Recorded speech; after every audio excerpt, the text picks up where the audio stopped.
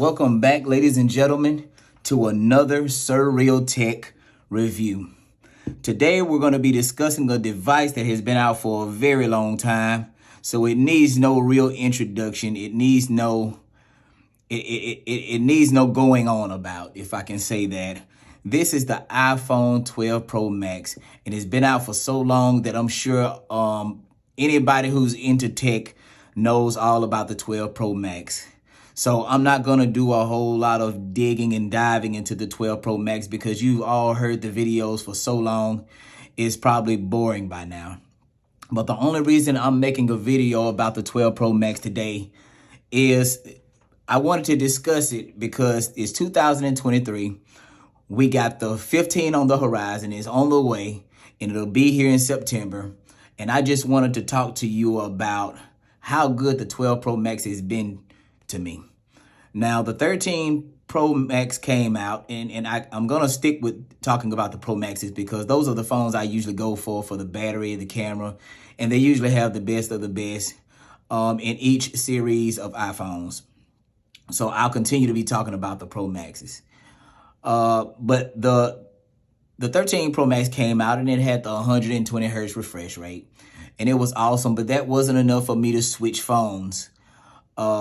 Then came along the 14 Pro Max, and it had, the 120 hertz refresh rate, a better camera.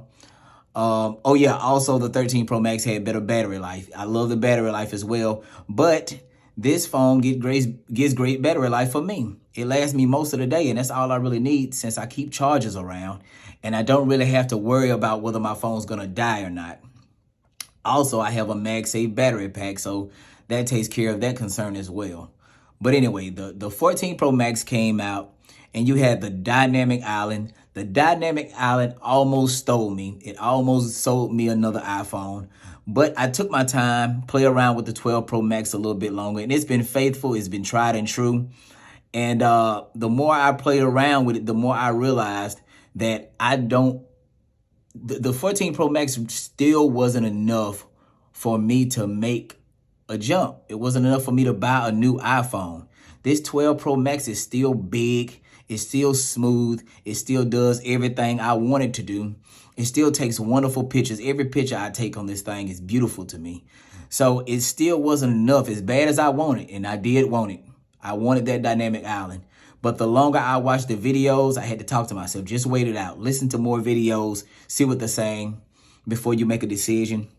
And the more I listened to the videos, the more I decided that the 14 Pro Max was not enough for me to make that jump. It just wasn't enough. The Dynamic Island was cool, but it was more of a gimmick to me as of right now because it's just like, it's just notifications, and it's like, that's not enough for me to, jump ship. And the battery wasn't even as good as the last generation phone. So I was like, no, that's not good enough for me.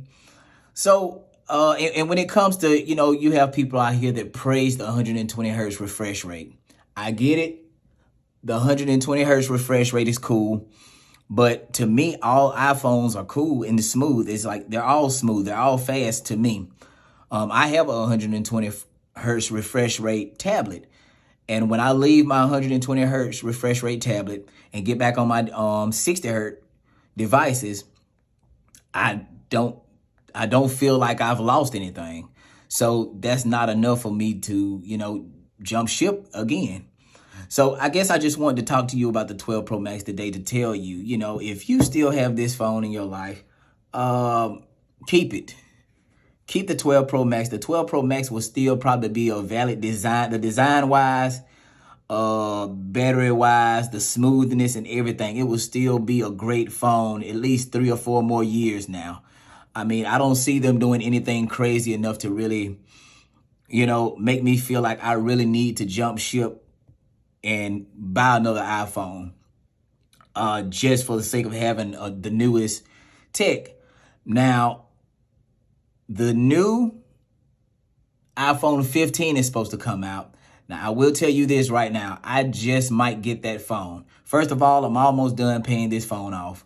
Second of all, I've always wanted an iPhone with a USB-C port.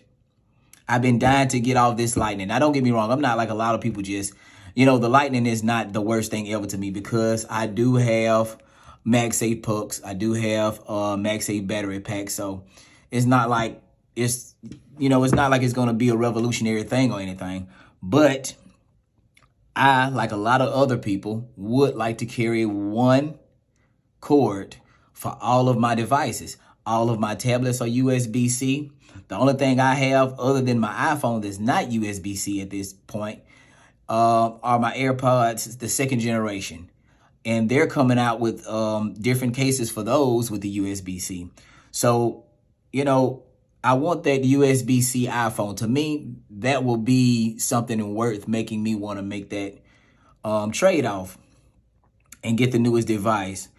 Also, I want to see, I feel like this generation, they have to do something that makes people want to make that upgrade because on the Galaxy side, that 23 Ultra was pretty crazy.